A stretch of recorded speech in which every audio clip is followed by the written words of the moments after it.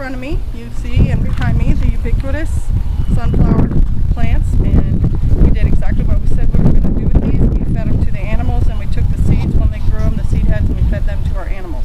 And we're using them for hose breaks, hose guides now. And we're going to feed them also, but we didn't let them grow everywhere this year. We specifically let them grow in certain areas where we thought it would be okay.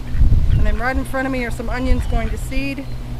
Some of them are left over from last year we didn't notice, and some of them we planted and we've already pulled some. And they're mostly white, no red onions in this bed. And right next door to them is the lamb's quarter. Some people call it goosefoot. It's a local weed that we allow to grow. Let me zoom in on that. There we go. That we allow to grow just in certain places because it will choke out your regular vegetables, but it is edible, and so we're letting this one grow just with wild abandon. And then in this bed over here, we have some cabbages and some broccoli, and there's a sunflower, and underneath the sunflower, although you can't notice it right now, there's a potato from last year that we didn't get totally out of the ground, and it grew again, so we'll harvest that whenever we can. And then I'll move around this way. In these beds right here that have recently been planted, there's collards and kale, and some people may be saying, Sister Kate, you planted it too late, but I figure it's a cold weather crop. And we do have some small plants that came up. There's one right there that's getting chewed on, so I'm going to have to put something on it to keep the bugs off. And where is it? Right here, and there's one right here, and there's a couple more little ones. Here's one. And we'll let them continue growing. And then right here is salsify. I planted salsify too, and it looks just like the grass, but it's a root crop, and there's a couple more that made it, that survived. And so I'll continue to let them grow and harvest them when they get bigger. And then right in front of me is the walking onions. Some people call them Jerusalem onions. They were a gift from a friend. And when she asked me if I wanted them, I said absolutely. And so this bed is a holdover from last year. We had some plants, and they put baby plants down, and these are putting baby plants down. And so we're just going to continue to let them do their thing. Right here in front is a setup for cucumbers that have not come up yet. I think I see two little leaves right here, so they're finally starting to come up. And yeah, the first batch of seeds wasn't any good, and so we replanted. Why is the screen there? The screen is to keep things from coming in and biting the plants while they're growing as babies, the chickens and stuff. And then right here you'll see the cat is in the middle of the beans. He's got to be in the shot, of course he does. And again, we used bean seeds that didn't germinate the first time through, that were older, so we bought more and put them in, and so they're finally coming up. And there's another bed here that the chickens got in this morning, and they pushed all the straw over on the new little bean plants. But there are beans in here also.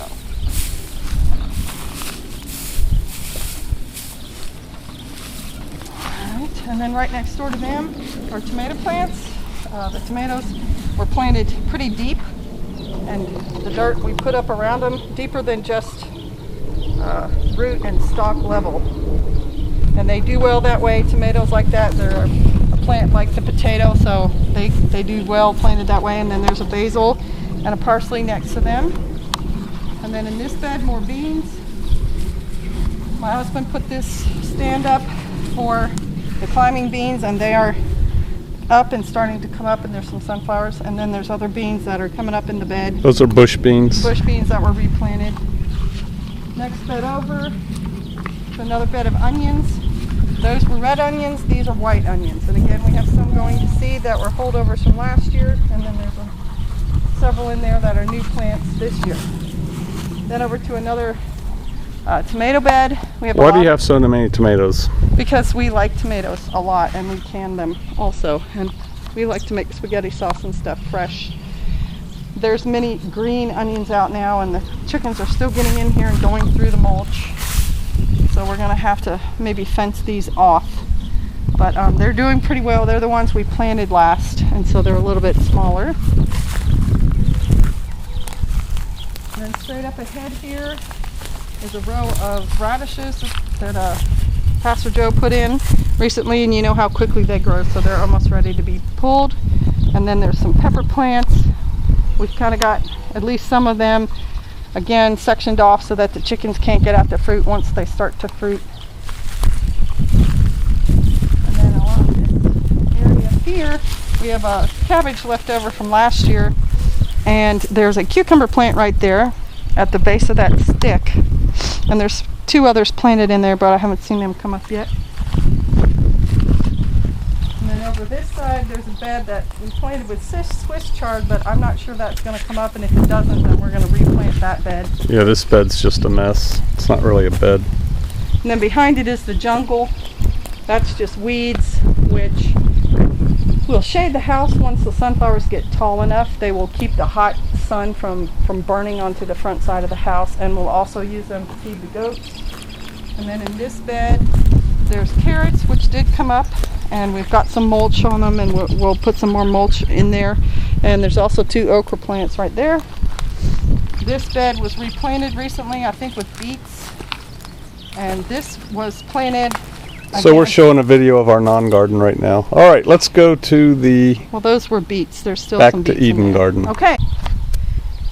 Hi YouTube, Sister Kate again. We've walked up to another part of our yard, and this is our Back to Eden garden. If any of you have seen the Back to Eden video on YouTube, you know what we're talking about. And very quickly, you lay newspaper down about 4 layers deep, and then you put mulch on top of it, and you dig through it to plant things. And so what we have planted here is tomatoes in front, and then in the back rows, we first started with broccoli and cabbage and salsify. And the first planting, again, the seeds were no good, didn't come up, so I replanted, and now we have them coming up. This is the cabbage plant, and then right in between what looks like grass right there is salsify, which is a root plant. There's a couple more there. And then right behind me is the only squash plant that survived the first plantings in this bed. And I planted in between the rows, in between the plants actually, over here, some lettuce, which did come up, is starting to come up. And I replanted some squash plants. There's a cucumber that came up over there. All right, that's good. Why did you build these contraptions? Okay, these very hokey looking little supports were to keep the chickens out while the plants were small, because they'll come in and they'll dig through the mulch and it will destroy the baby plants. So I just rigged them up. They have plastic netting on them. The plastic netting isn't even permanent, it's just clipped on with clothespins. So if we need to move them, we can just take them apart. They're tied together with baling rope and zip ties. I've got a bunch of those, so we can just cut all that off, pack it up, move it somewhere, and rebuild it when we're there. If you look down there, you can see there's where some of the lettuce that I planted is coming up in that row. And the tomatoes are doing great. We do water. You don't necessarily have to water a Back to Eden garden once you've got them in. About the first week after everything's in, they really don't require much watering. But because we're here already, we've watered them. And what are these? And they're very healthy. And then along these 4 poles, these are Pastor Joe's pumpkin plants. Looks like something ate that last night. There's 4 of them. What's going on there? Could be a rabbit. I think it was a rabbit. There's 4 of those. He likes to have them here to, why do you like to have them here, Pastor Joe? So I don't have to mow. So he doesn't have to mow. So he plants them here. Last year we had a couple of them here, which made us happy. We always use pumpkins, pumpkin bread, pumpkin pie. And so that, in a nutshell, is our garden this year. See you later. Bless you.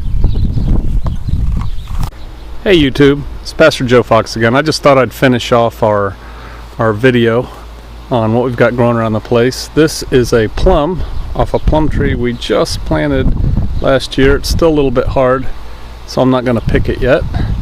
And then we have another plum tree right there, and it has about 3 plums on it. And then let's scroll over here, try not to make you dizzy. This is our potato patch. It's in an old dog kennel, and you can see there's a sunflowers growing in here, but there's also all these potato plants. I guess I can open the door and let you look a little bit better. Through here. And we put this fence up to keep the chickens out. I could probably just leave it open now and let them get in here. I did not mound up the dirt more than once. I just did it one time, and they've grown up. And my understanding on potatoes is you let them grow until the tops die off, and then you dig them up. If anybody knows differently, go ahead and tell me, and I'll learn something. All right, you know what that is. That's grapes. It's our grapevine. We actually have 3 little grapevines here. We have them fenced off so that the chickens don't get into them. And then we have a bunch of apple trees. You can see apples right there. And we have apples here. And a pear tree. Right there, some pears. And we have cherry trees. They're done with. And then we have some bees. We just have one hive of bees. I don't know if they split into 2 hives or if another hive did, but down in my bottoms I also have another hive of bees. But they're happy and healthy. These are the tick and chigger eaters. These are some baby guinea hens. Guinea hens also guinea fowl tastes like pheasant too, so it tastes pretty good. But these are still babies. We're raising them up, and I'm anxious for them to be able to let loose out of there because the chiggers are bad this year due to our very warm winter. These are our blackberry vines, and as you can see, they're about done. Season for them is just finished up. We picked probably the last of the blackberries the other day and had them on cereal. This right here is some of our wild edibles. This is a gooseberry bush, and that's what the leaves look like, and that's what the berries look like when they're ripe. Let's see if I can keep that in shot and grab one.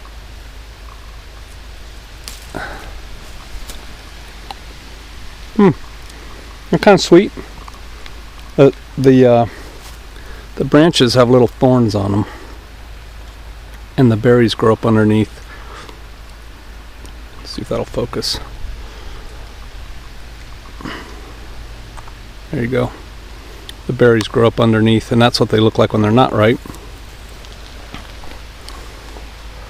And let's see here. That's what they look like when they are ripe. So I'm going to eat this one too.